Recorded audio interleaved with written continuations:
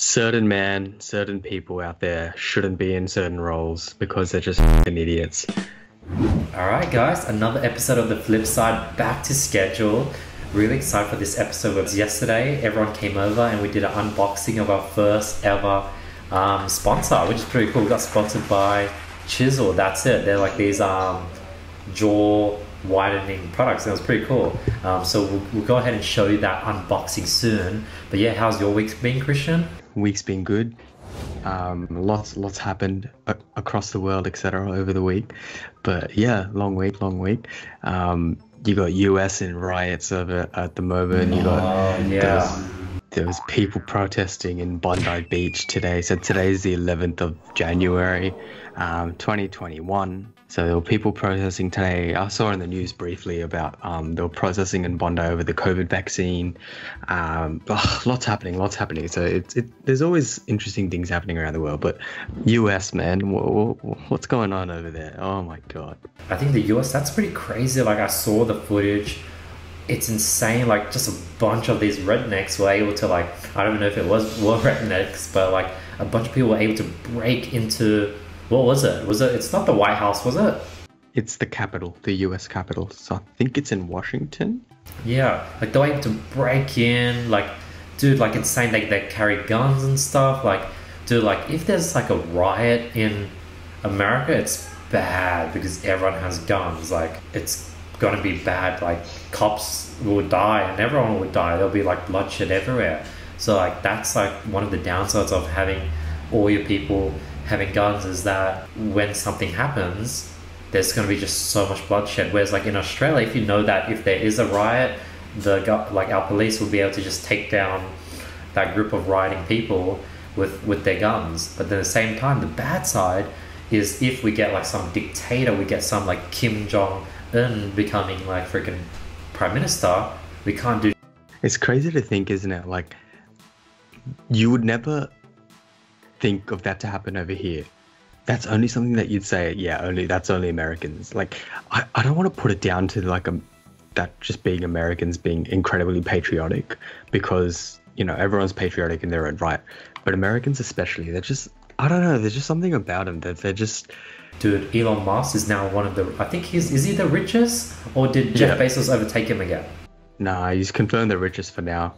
Elon Musk, richest person in the world, which is crazy because he was like third just like a couple of months ago, and now he's suddenly the richest. That's a lot of wealth to accumulate in a couple of months. It's crazy how we could literally just jump back to episode 1 and we predicted everything, Krishn. We're fortune tellers. That's it. We're fortune tellers. The episode's published, it's live. We could look back. We said it though. We did say it. We said that like Elon Musk has the potential to eventually overtake Jeff Bezos, and it's like it was only a matter of time. We all said it was only a matter of time. We were discussing it yesterday as well. I don't know how. It doesn't make sense as to how. Like in terms of it, just I'm still trying to figure out as to how this guy's done it in terms of his wealth. Because Tesla, like we said, it hasn't blown up in proportion as much as everyone else think in terms of their sales in comparison to other car groups, etc. But yeah, dude, he said it again.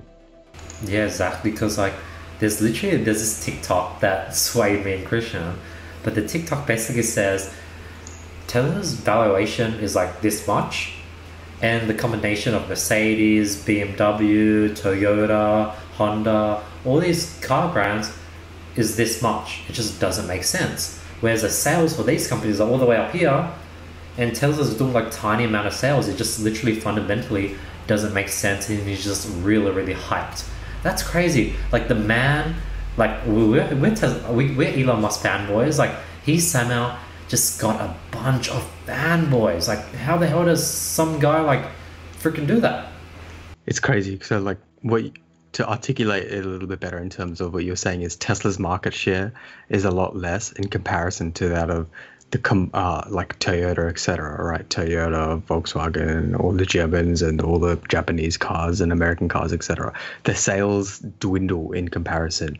Like they're like completely outshadow Tesla's sales. And yet, well, obviously Elon Musk owns SpaceX. He's got a lot of other, God knows what's going on with him, right? But yeah, it's crazy. When you just look at it in terms of Tesla, its valuation is skyrocketed.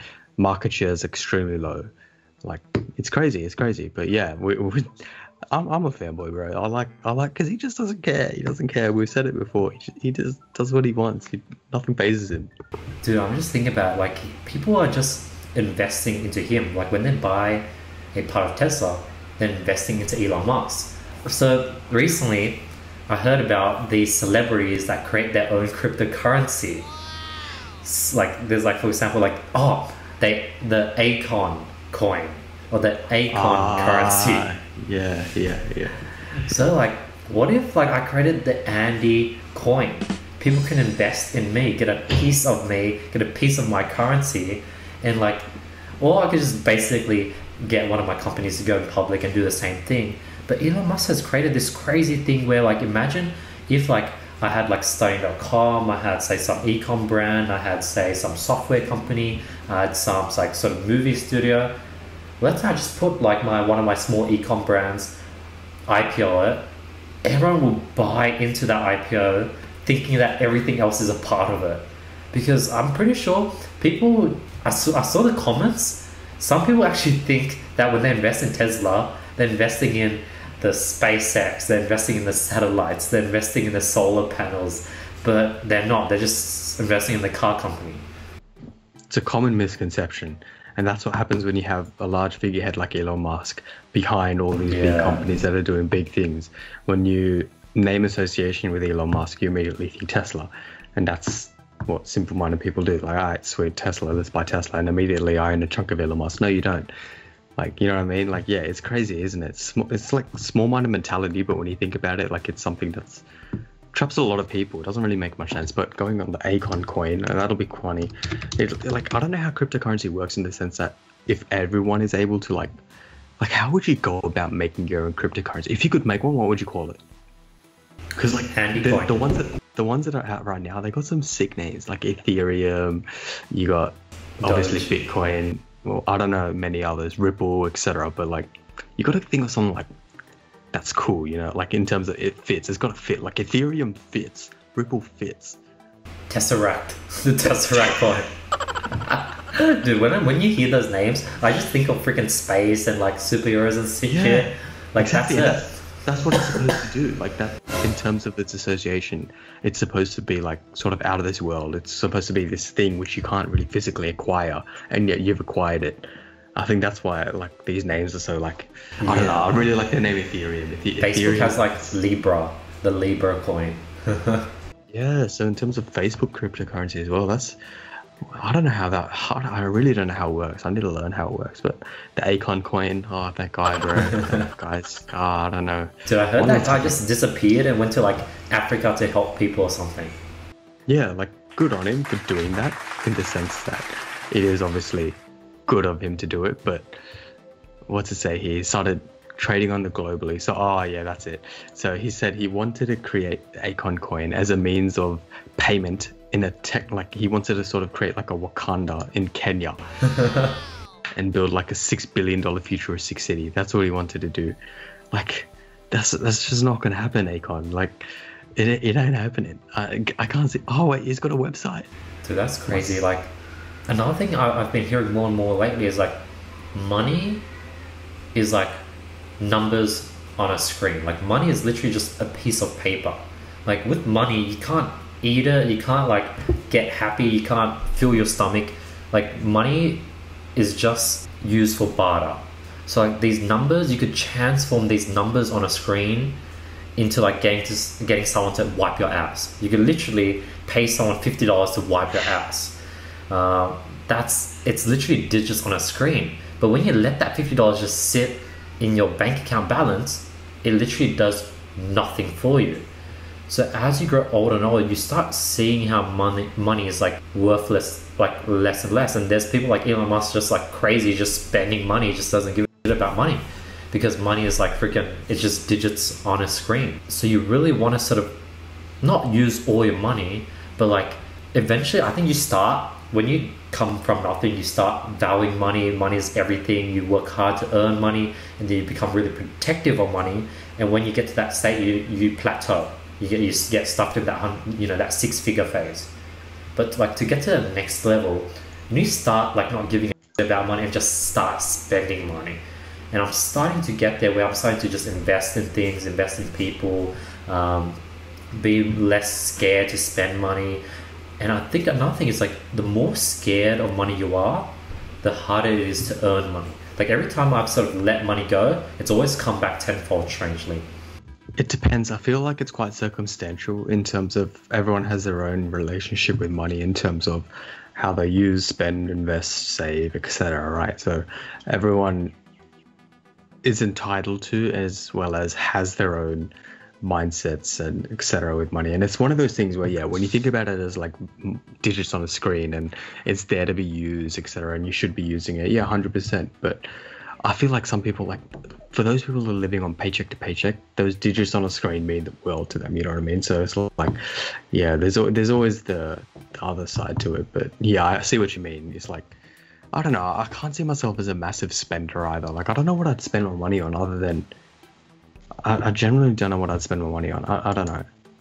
I agree, because like that's why I said like from 0 to like 6 figures, money is everything. You work hard to earn money, and it's like not relatable because like people's been there. I've sort of went through that, and I know like now it's like money like has to be used. Like it's just a digit. It's wasting away in my bank account, and that's sort of the mindset you get into when you sort of start having money. But 48 Laws of Power, Krishn, last week we had a conversation about it, and you know, you were really like, you know, fuck that book. And then yesterday, going through it, you're like, I'm gonna buy it now, and you bought it. I did buy it. I don't know what about it. Like, I feel like for me, it's something that I just want to read now. Like, I'm just like, okay, I hate this book so much, but wait, what's it about? Let me read it. Because the video that we were watching yesterday, it was fairly informative in terms of a good rundown of what the book entails, etc. But for those of you who don't know, we discussed it briefly yesterday, and I wasn't too well read on it. But this book called 48 Laws of Power, right? And it's got just 48 laws of what this author determines or deems what power is.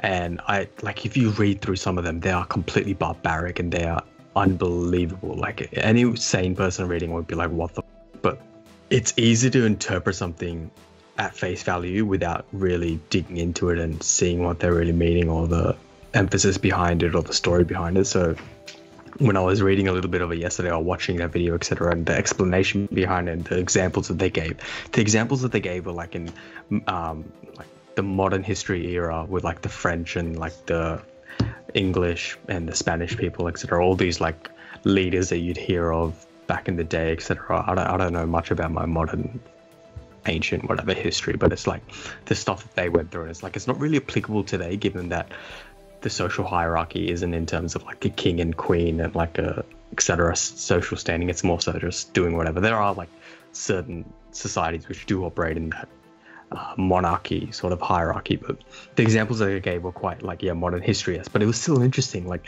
I think some of them was like, don't conceal your true nature to people because that just gives you a disadvantage, something like that. Or like, you know, like it's quite like, it's a little bit toxic. It's hella toxic. It's hella toxic. Dude, have you watched Harry Potter before? Yeah, of course. Dude, it reminds me of Tom Riddle's book. Yeah, except like Tom Riddle's book was like more of it was a diary, right? So it was like him just writing his own thoughts. Bro, this is just Tom Riddle's book in real life, right? This is just a real life Tom Riddle's book. Just someone that was like completely self-obsessed with something, and but like there are some laws in there which I do like. I'm like, oh, okay, yeah, I can see myself. I can see that as a trait of myself in terms of, it's not a toxic trait, but like we discussed it. Like there was something. I think it was like I forget. There was like book two. Is legit like how to turn into freaking a Slytherin. That's the book. How to become this savage Slytherin, become Voldemort. But yeah, your favorite laws are number 16 and 17. Yeah, that's the 16 and 17. And that's what got you to buy it. Yeah, I can't believe I bought it. I literally was just saying, like, you know what? That's a good buy. It's a good buy.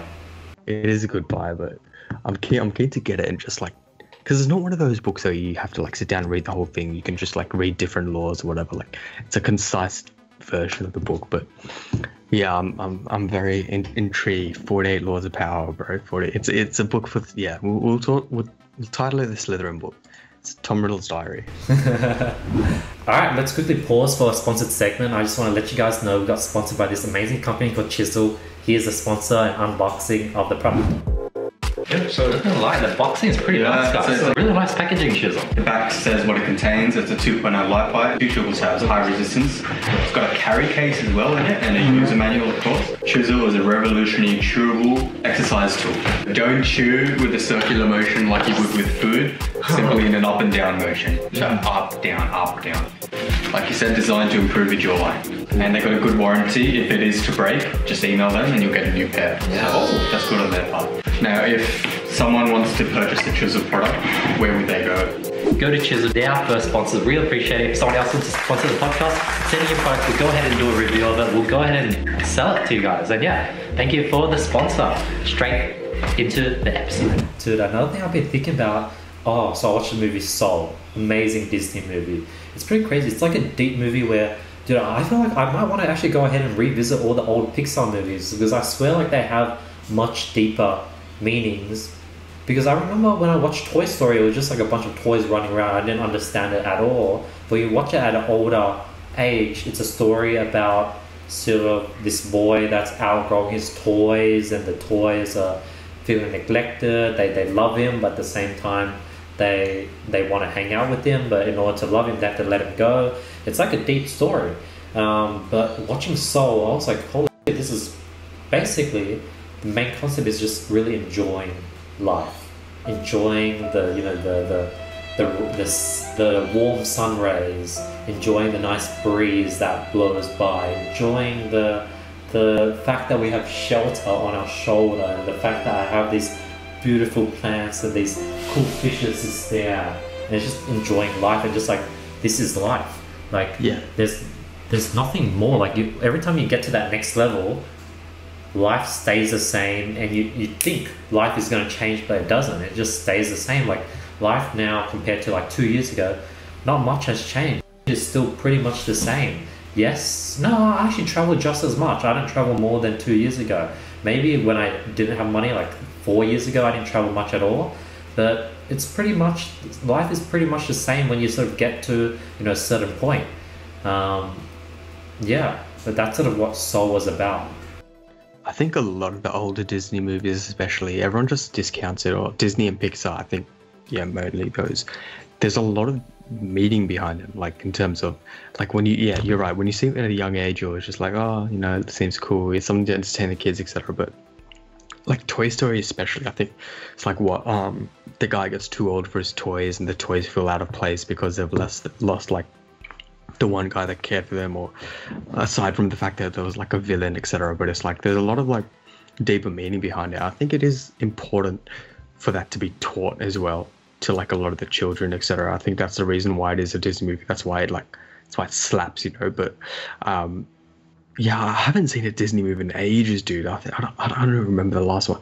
I watched Big Hero 6. That was a fantastic movie. Yes. Big Hero 6 was great. That was hella deep. That went like straight deep though, you know what I mean? Like, I didn't watch that at an older age. I watched it when I was like a teenager, so I didn't watch it at an older age. Back then it was just cool. It was like, it looked like it was just people, like it was like robots fighting and him like running around. It was this cool Asian kid. But I think I definitely need to watch it at an older age just to really see how deep it gets. It's like, no, just at the start it just gets hella deep because like his big brother just dies like straight away. Like that's not like, geez, bro, like that's not something you just put in a Disney movie, you know what I mean? But yeah, 100%. Like, what's your favorite Disney movie? Soul's probably my favorite now. I like Soul. Big fan of The Incredibles. I like Cars. I like the first car movie. That's pretty good. Yeah, those are the ones that come to my mind. Toy Story, maybe one. I like the movie that girl that has a bow and she has a red hair, and there's like a talking bear. Braveheart. Something similar. It's called something like that. Yeah. What's yours? I forget. I don't know, bro. Lion King's got to be Lion King's good. Lion King is something else. You know what I mean? Like, I feel like Lion King, I don't know. there were heaps, you know, there was so many, but from memory, yeah, Lion King and Pirates of the Caribbean. Oh yeah, that was pretty decent. that's a People slap. forget that's Disney, you know. People forget it's Disney. Dude, Star Wars is now Disney. Marvel, I think, yeah, Marvel is now Disney. Holy Is it? yeah. Oh, I want to see how much did Marvel sell to Disney? $4 billion. Disney bought Marvel for $4 billion. Holy crap. I think that's like a fair valuation at the time. I was going to say it was an undervaluation, but given that Marvel have like completed that massive first phase of their movies where they've like really rounded and tied it all up with the Avengers, Age of Ultron, and not Age of Ultron, sorry, what's the guy with the thumb? Thanos. They rounded up with that story, right? And when you round it up with that story, like they got the TV shows and everything that are going to start popping off now. So Disney is smart. They've acquired the rights to it. Now they're going to just pump out TV shows on Disney Plus, because Disney Plus is just, it's just going to slaughter. They're so smart. Disney's so smart, bro. Dude, it's so What's ahead.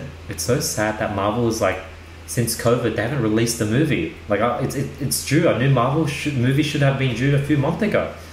And it's Because the sad. last one was released was before, yeah, like part 2. Exactly. I think so, yeah. The next one should have been, I think, what's that girl? The superhero girl, the agent, Scarlett Johansson, Yeah. Black Widow. I think that was supposed to be the next movie, but they held it off during COVID, and who knows when they're going to launch it. But I think seeing how well Soul did as like a online launch, they might sort of launch movies online, but like an online launch makes nowhere near as much money as like cinema.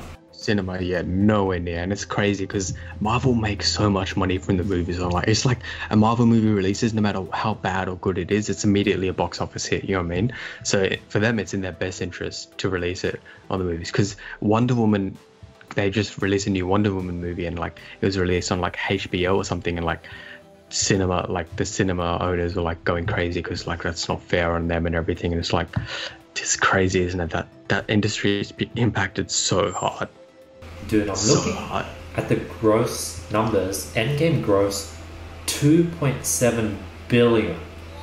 And then Marvel sold the whole of Marvel for 4 billion? That doesn't make sense. That's what I mean. It sounds like an undervalue. Yeah. They were severely undervalued. Like all it takes is like one huge other movie. You put a Robert Downey Jr. in a Marvel movie just as an appearance, because he said he's not going to play Iron Man again. But you put him in like a brief cameo appearance, and bang, it's going to make you money. Like people will just watch it anyway. Like people watch it again and again and again. Like they go multiple times. I've never done it before, but I know people that like watch it multiple times. It's quite crazy, eh? Do I remember when Crazy Rich Asian came out? I think that was like the only movie that I watched twice within like the first week or two, just because it was just, I don't know, it was just like big at the time. It was just like the first, it was an Asian movie. Asians look cool, and it was a good movie. I was a big fan. I watched it twice, I think 3 times by now. That's like I haven't seen it. Was it good? I haven't seen it yet. Yeah, it's pretty good. I highly recommend it. I think you'd like it, Krishn. Yeah, I have to give it a watch. But yeah, I don't know. I've never been one to like watch stuff multiple times in the cinema. But dude, another crazy thing like I only recently found out is Steve Jobs was one of the initial founders or owners of Pixar. The guy who created Apple. Of Pixar, really? Yeah. So what happened was Pixar was like this small animation company that was working on 3D animation. They did not even have their first movie or concept. They maybe had like a 3D animation of like Woody or something. But when they were running out of money, Steve Jobs came in, bought the company, and after they were making losses year onto year, after 3 years in, they made Toy Story and it just popped off. So like Pixar is an Apple product, and like it I could see it. Like Pixar looks like Apple. In what sense? Meaning like you see the Pixar like jumping lamp and stuff like that. Yeah. That has like an Apple vibe. Like that looks like an Apple advertisement. That looks like an Apple product. And Pixar is like the Apple of movies. So another thing you forget is Pixar is like completely its own movies. Like for example, Lion King, that's Disney. There's like a few Pirates of the Caribbean, that's Disney. Pixar have its own line of movies where you could tell that's a Pixar movie. Yeah, so they don't. I think they just like collaborate with Disney here and there, etc. But they're just a. Yeah, I get what you mean. They're like a studio. They're a studio in themselves, and they produce movies, etc. But damn, I didn't know Steve Jobs worked for Pixar. That's crazy. Yeah. But it does make sense. I loved Wall-E. Wall-E was a great movie. Wall-E was a great movie. What else? There's so many movies that used to come out. Like, I'm looking. This is crazy. Like freaking Monster Inc. Oh my god. Yeah, Monsters Inc. was fantastic. Yeah. Ratatouille, Finding Nemo. What? The Good Dinosaur, Cars, more Cars, Finding Dory. Yeah, there's like a Burn E. What the hell? I didn't know there was a Burn E movie. There's Wall-E. There's a movie called Burn E. What the hell? What the fuck is this? Burn E. Holy crap! I didn't know this movie existed. It has pretty good rating. I've got to check it out. But dude, in high school, you know how in year 9 and 10 you do electives? You just pick like whatever you want to do on top of your core subjects. Yeah. You pick whatever you want. Now, year 9 and 10 does not, like, it doesn't count towards your year 12, your final year at all. But a lot of people would pick stuff like, you know, economics, or they would do like IT, or they'll do like some like science to like basically, like, one, it doesn't really matter because like things change completely, the curriculum is completely different. But like their sort of theory is like, if I do it now, when I do it in year 11 and 12, I'll get a better understanding and I wouldn't have to like rush to learn. But since I knew it was literally like I blatantly remember me being in year 8 or 9 saying, year 9 and 10 doesn't really matter, I'm just going to do fun. So I just did woodwork and art. And it was the best decision ever. I had a blast during my electives. Because everyone was freaking stressing, doing like economics and like business studies, this and that. And it doesn't matter because like if I did business studies in year 11, 12, you start from scratch and it's like a new curriculum. Yeah, you start from scratch. People, I don't know, like, I still remember, like, choosing electives. Everyone's like, oh, you know, what electives. But, like, it's like, in the Australian education system, year 9 and 10, you choose your own 2 to 3 subjects that you can just pick on top, and you essentially drop others. So, like, I stopped doing history, geography. Wait, do you still have to do history, geography in year 9 and 10? I think you do, eh? Oh, yeah. I miss those days. I miss compulsory history. Bro, what do you mean? I hated I didn't mind history. I hated geography. Yeah, geography was a bit weird. I flopped in geography. Yeah, I hated geography, and it's like, oh, bro. I remember like you get your report card. Like my geography marks were always so trash, right? So it's like get the report, and geography was always like trash marks, and it's like, bro, why would a kid be motivated to study geography, bro? Who like, oh, that shit was just the worst, the most jarring. Marks is a way to literally just tell you how shit you are. That's it. I remember me getting my geography mark, me seeing like 46%. I was like, I'm pretty. That's it. It's crazy, isn't it? Pretty dumb. Do you think report cards like work? Do you think there should be a reform in terms of how marks are structured and provided to students, given that year 7 to 10 really don't matter at all? But I get maybe year 10, given that they need to get into the groove of it and like get in the rhythm of receiving and collecting marks, etc. But like, I don't know, in terms of a report card, I don't see the benefit of it. On the difference between KPIs and marks? KPIs are just easier to track in terms of your overall performance, whereas marks they don't give you that holistic view. They just give you the view based on that specific moment in time. It doesn't take into account circumstantial events, etc. You know what I mean? Like KPIs, obviously, if you don't hit them, then it's like, okay, what's going on? Then you can analyze and investigate as to what's going on, and you can maybe adjust KPIs accordingly. But marks, I feel like, are always just going to be that one, how do I say this, standardized sort of thing where it just doesn't change. It just stays the same. How I'll change it? I think this is how I'll change it, and then there'll be multiple reasons and we could dig into it. But rather than having one 60-minute, 1-hour test at the end of the 10 weeks, I prefer 5 to 6 fortnightly 10-minute exam quizzes. 100%. That's it. 100%. You know why? Because it keeps you on top of the content, etc. And like, that's what it was at uni. Like you'd have weekly quizzes or fortnightly quizzes based on your topics, and like people would moan and be like, "Oh, I have a quiz," but like you don't realize it, but you're keeping up to date with your content. You're actually learning better. You're learning more. You learn more frequently, and it stays rooted in you as opposed to just pissing about for weeks 1 to 8, then 9 and 10 just be like, "Oh my god, I got so much," and then just cram it. Like I don't know. I feel like if you're in school and you HSC is just how well you're able to adapt to the system and cram. It's not about how smart you are, etc. But like, I don't know. That's my thoughts on it. And it gives you a chance to like really pivot. Like if you did the first 2 weeks, you got another 8 weeks to like catch up. Whereas if you have just one exam, that's one freaking chance for your whole like career. That's that 60-minute exam determines that 10 weeks. That's like unfair. Like how can one 60-minute thing determine your whole 10 weeks worth of work? You don't even have a chance to pivot, you don't have a chance to like improve. And I think that's going to be the future, just like freaking spreading things out over a long period of time, because it'll be more standardized and it'll be more like KPIs. We're trying to hit your KPIs every single day. If you think about it, right, like so the final ever exam that you sit, the HSC, it's a culmination of 1 years of learning material across 4 different subjects into one exam.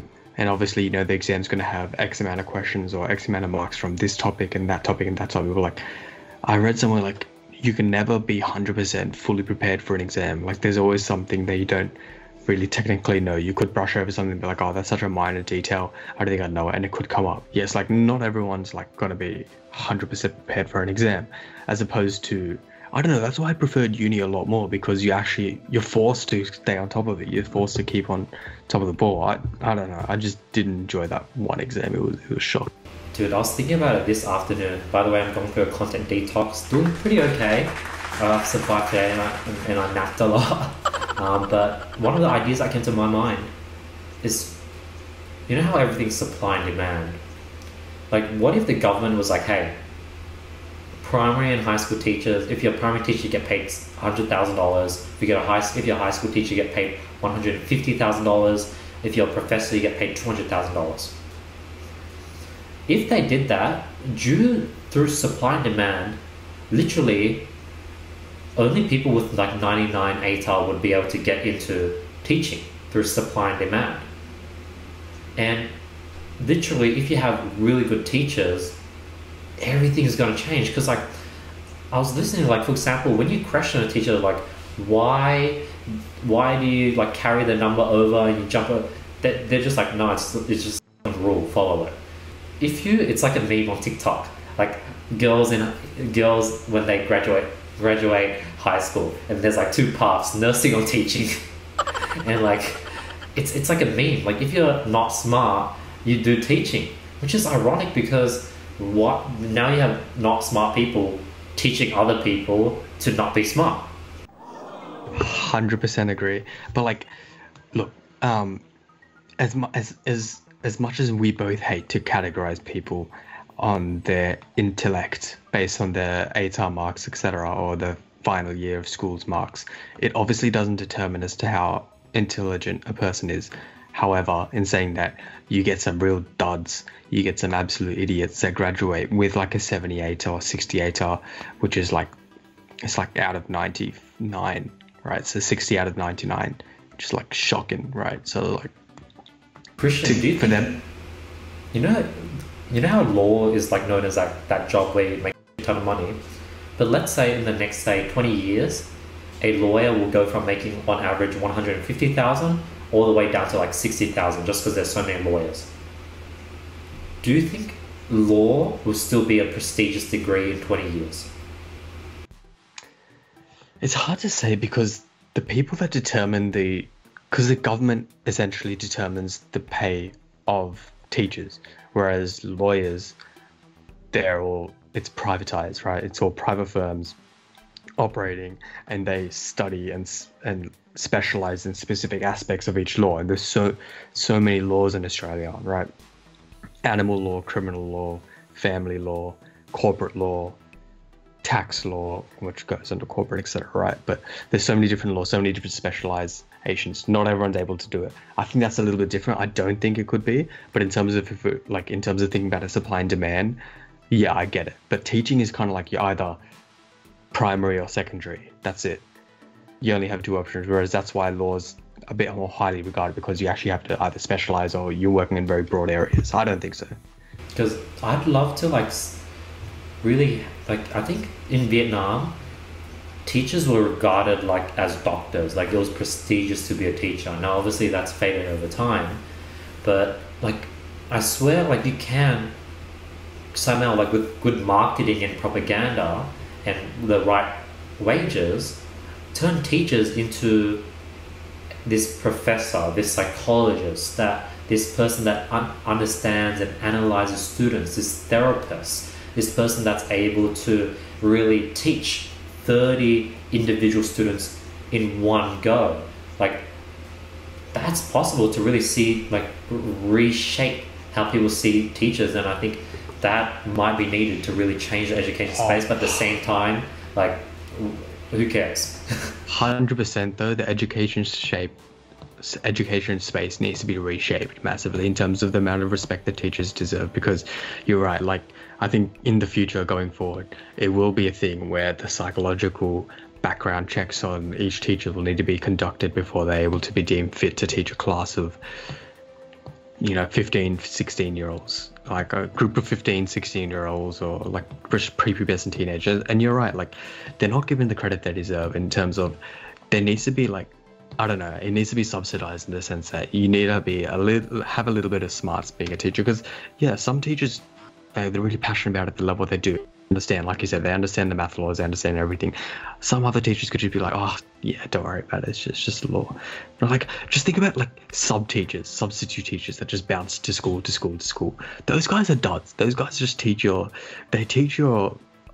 history class, and your history teacher's way they teach. Then they're in your music class next period, and then they're in your PE class. They don't know anything, bro. They're just shithousing their way through a living. Stephen, in 20 years as a mechanical engineer, what do you see yourself doing, Stephen? Do you see yourself putting together robots or coding stuff? What do you see yourself doing, Stephen? What do I see myself doing? Well, I'll probably have a job and I'll do it, but then I wouldn't consider doing it in my pastime as well. We're building robots all the time, so I'll just keep the stuff I'm doing at work, and then at home I want to spend time with family. So what would you be doing at work? What type of things will you be doing at work? Yeah, building robots and coding. Pitching out ideas. Isn't that so you're doing mechanical? Wouldn't that be more robotical or software engineering if it's to do with robots, etc.? I thought mechanical is different. Because what happens, Stephen? What if you connect the red line into the blue line in socket and you just blow up the whole machine? Or what if because I've seen you try to change the battery in my G-Shock. It's not a good sight.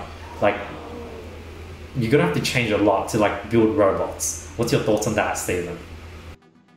Well, I'll just have to keep on trying, keep on learning. Then I know I can still change. Nice. Because I'm just trying to imagine Stephen as a white coat person building robots, and at the moment it's a bit hard to imagine. It's a bit rough to think. But yeah, because I've seen Stephen try to change the battery on my G-Shock, and it's not a sight you want to see. It's a bit of he blunt my. I taught him how to sharpen my sort of chopping knives, and he legit just blunted them. That's a factual case study. But hopefully Stephen can really change and start building robots. But yeah, I hope Stephen proves us wrong. But I was just thinking, so there's this kid who in maths, he got 8%. He got 8% in his maths exam. And then he sort of graduated, got a normal average ATAR.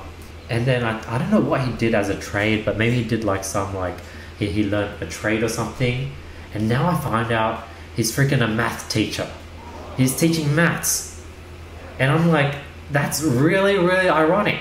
Like, he got 8% in maths and now he's teaching math. I think it's one of those things as well. Like, some people can just find a passion for something when they're not like forced down to learn it in a particular way or like a curriculum from someone, as opposed to when they get exposure to it themselves and they're more willing to engage in it. And then who knows, he could have just turned into a math whiz out of nowhere. Because I think environment is a big thing as well in a learning environment. If you have someone that's not that motivated, etc., or like in their personal environment, whatever, it goes a long way. But yeah, it's hard for you to think because that's the one thing that you remember about them. But the stages of growth that they might have taken could have been different. You never know. They could have just turned into an overnight Einstein. You never know. Christian, have you seen that Rick and Morty episode where they show the Citadel of Rick, and then Yes. they show all the Morty school? Such a good show. And then, you know, old Morty or grown up Morty, basically it was the Rick sitting in the Morty class. Yeah. And he's like this older dude. He's like, he's just like, I don't know, he's just dumb. He's just like a loser. He's just like slow. And he's just in that class with all the other Mortys. But even though he's a Rick, he's just a slow, super slow Rick. Yeah. It's funny because he's still Rick at the end of the day in terms of what a show. That show is just the most versatile show ever though. And thinking about that, I was just thinking, like, imagine, like, you've probably seen all the time, like, these like duds that somehow slip into like the corporate world, or slip into law, or slip into medicine, or slip into actuarial studies. You're like, what the hell, this guy's like the biggest dud, how is he here? But at the same time, I actually don't know, does that happen in the corporate world, or in the 9 to 5, can duds slip through? Yeah, it happens everywhere. Like, there's so many people that are just stupid, but they just somehow manage to get either A, their foot in the door, or B, just an opportunity because they're lucky, right? Like, certain people out there shouldn't be in certain roles because they're just idiots. Then again, like, it's one of those things where eventually it'll come around and come to bite them. Like, their luck will run out, or like they won't just be able to just seep through immediately, because when people start like asking questions or like demanding results, etc., and you're just there like, oh, what's going on? It's only so much you can bullshit your way through until you get caught out. Yeah, that brings it back to my other hypotheses. Like, I think hopefully with technology, that teaching can then be sort of automated through technology, and having to become a teacher gets more and more difficult over time. Like, for example, you know how like laborers are no more of a thing because like now we have freaking machines that like crop for you and collect all the fruit and kill the freaking wheats and like get you some wheat and stuff, and like you have machines carrying stuff. So like manual labor is no longer a thing, and like the next lowest trade is like either teaching or like nursing, and eventually robots are going to take over that. And you're going to have to be forced to upskill yourself. So I think just through like natural selection, teachers over time are just going to have to become smarter, I reckon. I think there'll always be a need for human interaction when it comes to teaching. But yeah, 100% you're right. I think some of the few industries that will easily be taken over by the robotic wave, or the next technological wave, is 100% nurses. Because think about it, like, robots can just do all the stuff that nurses do, except for like take care of someone with a human touch. Like, if there's a good enough robot out there, it can just inject all the medicine, it can just provide you with everything you need. Teachers as well, you're 100% correct. The next one would be like accountants. I think accountants would also, it's just punching numbers. Well, everyone thinks it's punching numbers, but there's a lot more to that. But yeah, there's a lot of professions that would need to essentially like stand up and pivot. That's why like now you've got so many different sort of roles and careers paths you can take, cybersecurity being one of them, data centers, data analytics, etc. But yeah, 100%, like technology, it's just gonna, I mean, it's like with anything, it changes everything. Like, think about jobs 15 years ago that aren't existing now. Like, businesses deem them to be surplus requirements, and yeah, it happens everywhere. Natural selection, you're right. You know, I was thinking about it, like, you know that student that got 8% and became a math teacher? Yeah. Like, he's like this, you know, young kid that's like, he's my age, he knows how to use the internet, he knows how to use the phone, he knows how to pirate games, he knows how to like freaking talk to younger kids, he knows how to play games. Him versus like this 60-year-old old school like freaking math teacher. who's going to do a better job at teaching? That's another thing I didn't consider. Yeah, I mean, they'll obviously have two very different teaching styles, etc. Exactly. But the math, the 6-year-old might really be passionate about it and know how to the formulas and know the derivatives and derivations, but probably doesn't have the teaching ability that the young one does. And it's finding that bridge of talent. Exactly. But yeah, I think we've sort of hit the sweet spot, Krishn. I was going to say, good episode. We hit the sweet spot 100%. Good solid episode. I really appreciate everyone for listening. Good episode as always. I'm glad to do this a week later. I've noticed since we caught up yesterday, we ran out of topics because we talked yesterday. So that's another thing we should not do. We shouldn't catch up a day before our podcast because then we just run out of to talk about. But yeah, solid episode. Solid episode, guys. Thank you so much for the support. Guys, check out CHISELL. We'll leave all the links in below.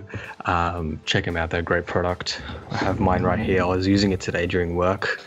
Fantastic little product. So check them out. And yeah, thank you guys so much for listening. Awesome stuff, guys. Peace.